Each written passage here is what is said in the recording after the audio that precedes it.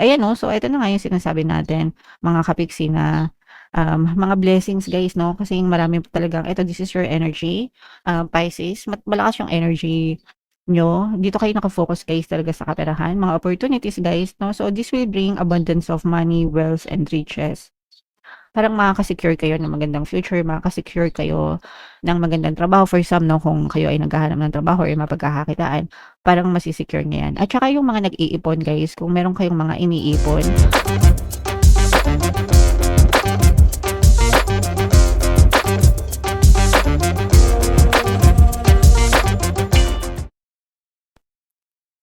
Hello guys, hello Pisces, welcome back to Pinoy Pixie Tarot. Ang pamagat ng episode natin for tonight is monthly taroscope para ngayong June mga kapixie para sa Pisces, Sun, Moon, Rising Sign, and Venus.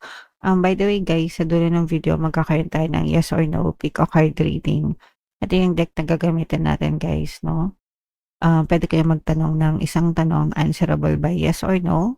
Tapos titingnan natin yung sagot ng tarot sa inyo. So sa dulo ng video yan guys, kaya make sure na tapusin nyo yung video hanggang sa dulo. So unahin natin tong deck na to. Ito yung mga angel messages para sa inyo. The situation will improve. Okay, so ito magre-resonate ito guys dun sa mga kapiksi natin na may mga problema sa buhay, inaayos yung buhay nila, inaayos yung relasyon nila, inaayos yung trabaho nila, inaayos yung negosyo nila, whatever guys, even sa kalusugan mga kapiksi, okay? So magiging ma-okay din ang lahat, mag-i-improve din yung sitwasyon nyo. Kung kailangan nyo ng mga solusyon sa mga problema nyo guys, dadating din yung mga solusyon na yan, mga kapiksi, okay? So wag kayong mag-alala guys, mag-i-improve yung mga sitwasyon nyo. Another message, Pisces. It's up to you. So, sa'yo nakasalalay mga kapiksi, no? Sa'yo nakasalalay ang magiging resulta sa buhay nyo mga kapiksi, no? Kasi, depende ko ano yung fino-focus ng attention nyo, doon nabubuhos yung energy nyo. And kung saan nabubuhos yung energy nyo, guys, yun din yung may experience nyo sa physical reality. So, kung palagi kayo nakafocus sa problema, syempre, problema din yung may experience nyo. Pero kung nakafocus kayo sa solusyon, dadating din yung mga solusyon sa problema nyo. So, ganun yan guys, okay? So, palaging sa'yo nakasalalay yung success at failure mo sa buhay. Yung happiness mo at saka yung um, pagdudusa mo, no? Sa'yo yan palagi nakasalalay, hindi sa ibang tao, mga kapiksi, okay? And another message, guys, listen to your intuition. Makinig sa yung intuition. Kung mapapansin nyo, pati yung image ng card na to, guys, hawak sa dibdib niya, no? So, listen to your intuition, guys. If meron kayong mga kailangan na pagdesisyonan, magdasal kayo, mga kapiksi. And makinig kayo kapag nagdasal kayo, makinig kayo sa inyong intuition, okay? And yan yung pamamaraan ng mga gabay ng ating mga spirit guides para magabayan tayo sa tamang landas, sa tamang decision. Alright, so comment down below if naka-resonate kayo dyan. So, ito naman guys ay sa love message or love advice para ngayong buwan. Tingnan natin ang mensahe sa inyo mga kapigsi. So, this is about balance guys. No? Ito yung image na nakuha natin. This is about balance. Pagkakaroon ng tamang balanse sa relationship mga kapiksi. Love is not always about agreeing for the sake of it. A great relationship is one that both supports and challenges.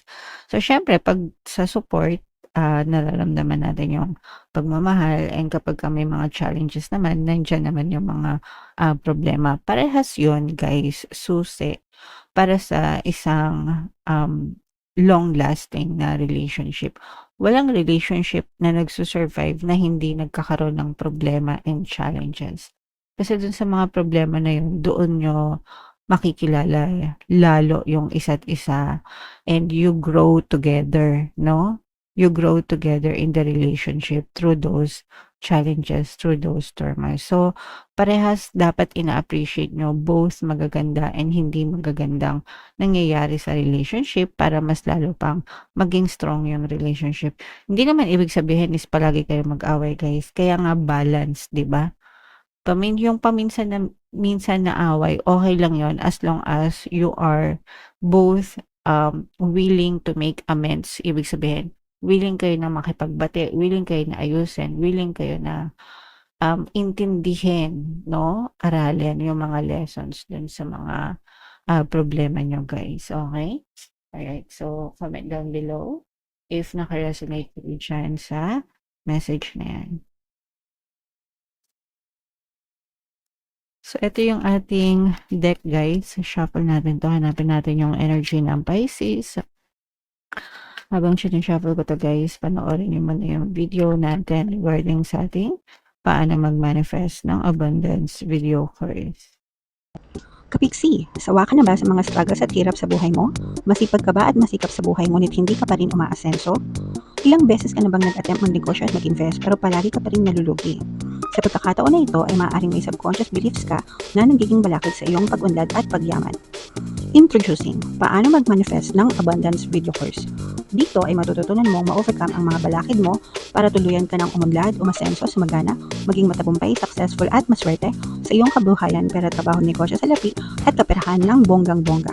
Dali, mag-send na ng email sa pinoypixitaro@gmail.com at simulan na ang iyong pagyaman ngayon. Alright, so sa lahat ng gusto mag-avail ng course, guys, mayroon tayong paano mag-manifest ng abundance video course, paano mawala ang third party at magkaroon ng harmonious na relationship, paano pabalikin si ex or vice breakup. Sa mga interesado, guys, mag-send lang kayo ng email sa pinoypixitaro@gmail.com. And sa mga naghahanap ng pampaswerte, guys, mayroon tayong money shaker jar. Ito yun, guys, no? Super liit na bote pero super effective, super powerful na pampaswerte, mga kapiksi. At saka ito, guys. So ito yung WhatsApp number. Screenshot nyo, i-chat nyo lang ako dyan sa mga gusto mag-avail. So, yung pampaswerte na yan, guys, pwede yung pampaswerte sa kabuhayan, pera, trabaho, negosyo, salapi, life in general, guys, no? Pinopost ko yung mga success stories. Ang dami ng sumakses dyan, guys. Huwag na kayong magpahuli, mga kapiksi. So, eto, guys, this is both positive and negative. Ang nakikita natin dito, guys, sa negative is may mga trust issues yung iba sa inyo, mga kapiksi. So, pag sinabing trust issue, pwedeng nawawalan kayo ng tiwala sa ibang tao, guys. Ang nararamdaman ko dito, guys, is more on you are working on yourself or by yourself. No? Ibig sabihin, parang pinipili mo na lang na magsolo. Yung iba, ina-isolate yung sarili, guys. Parang humihiwalay kayo sa ibang tao. Hindi na kayo masyadong nagre-reconnect. Hindi na kayo masyadong nag-chat. Ganyan, sa ibang tao, parang pinipili mo na lang na magsolo or mag-isa or magsarili, dahil nga sa mga trust issues. Pag sinabing trust issues, parang nawalan kayo ng tiwala sa ibang tao. So, meron itong malalim na pinaghuhugutan, guys. Probably nasaktan kayo, na out of place kayo, na-ignore kayo, parang na-take for granted kayo. Kaya may mga ganitong hanash kayo. So, pwedeng sa mga kaibigan, kasamahan sa trabaho, kapamilya, kamag-anak, kapitbahay, ganyan. So, pwedeng kahit kanino nyo to na naramdaman, mga kapiksi. And okay lang yan, guys. You have to understand na walang permanente sa mundo, even yung connection natin, no, with other people, guys, even yung mga friends natin, 'di ba? Yung mga friends mo nung bata ka, hindi na sila yung mga friends mo ngayon, 'di ba? Kasi nag-relocate ka na, napunta ka na sa ibang lugar. And yun, ganun kasi yung rule of friendship, guys, no? Kapag hindi na kayo masyado nakikita, nagkalayo na kayo, nawawala ng connection. Unless na talagang best friend mo, 'di ba meron tayong mga ganun, mga best friend mo na dahil meron namang social media, kahit papaano you stay connected. Pero dun sa iba, hindi na, no? Nagets nyo ba yung ibig ko sabihin? People come and go, so that's okay, that's fine, Pisces. And ito naman ay mga blessing sa pera, mga kapiksi. Actually, guys, nakikita natin dito na may mga bagong opportunities, may mga good news na paparating sa inyo pagdating sa kaperahan. Yung iba, meron kayong mga pinaghahandaan, mga kapiksi, no?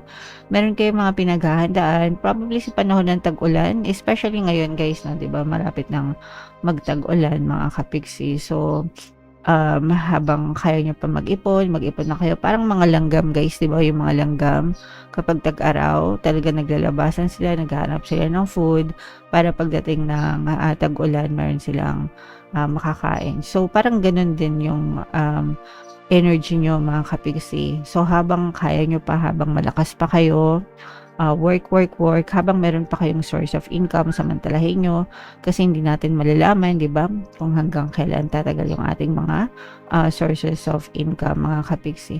And bukod dyan guys, talaga meron pa mga bagong opportunities, mga good news no na maaaring magdala ng more blessings, more pagpapala sa buhay nyo. So pagdating sa love guys, pagdating sa money or sa mga blessings, nakikita natin na maliwanag no yung inyong energy mga kapiksi. So yeah, palagi lang kayo guys makinig ng ating mga pampaswerte subliminals para ma-attract nyo yung masaganang daloy ng pera sa inyo.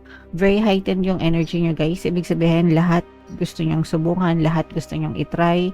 Meron din kayo mga naririnig sa ibang tao, probably sa social media, na pwedeng kumita ng ganito, pwedeng magkaroon ka ng extra income, side hustle dahil dito. So willing kayo na subukan lahat mga kapiksi.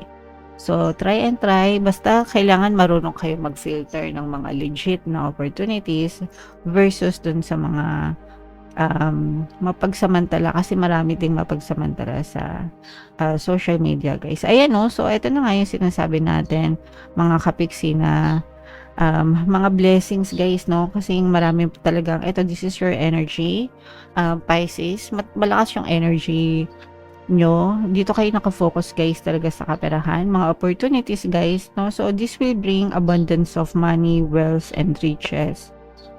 Parang makaka-secure kayo ng magandang future, makaka-secure kayo ng magandang trabaho for some, no? Kung kayo ay naghahanap ng trabaho or mapagkakakitaan, parang masisecure niya yan. At saka yung mga nag-iipon guys, kung meron kayong mga iniipon, let's say for example, ang target mo this year is makaipon ng 50,000 or 100,000 kunwari. Achieve nyo yan or ma-achieve nyo yan. Yung iba sa inyo parang ngayon pa lang June, ma-achieve nyo na yung mga goal na savings nyo, mga kapiksi, hindi na yan tatagal hanggang December, no? Parang yung iba sa inyo ma-achieve nyo na yan. Pero guys, no, this is abundance of money, wealth, and riches, mga magandang opportunities, mga blessings, guys. Okay?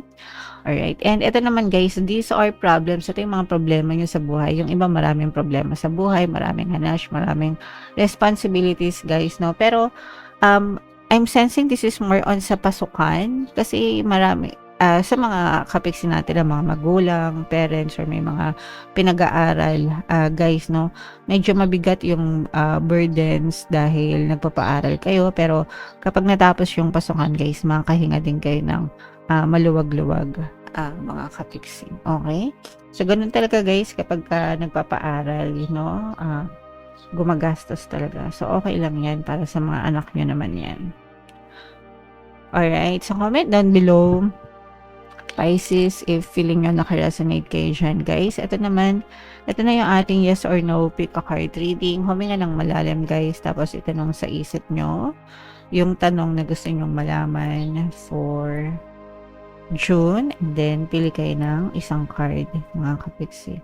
So, ito yung card number 1, card number 2, card number 3.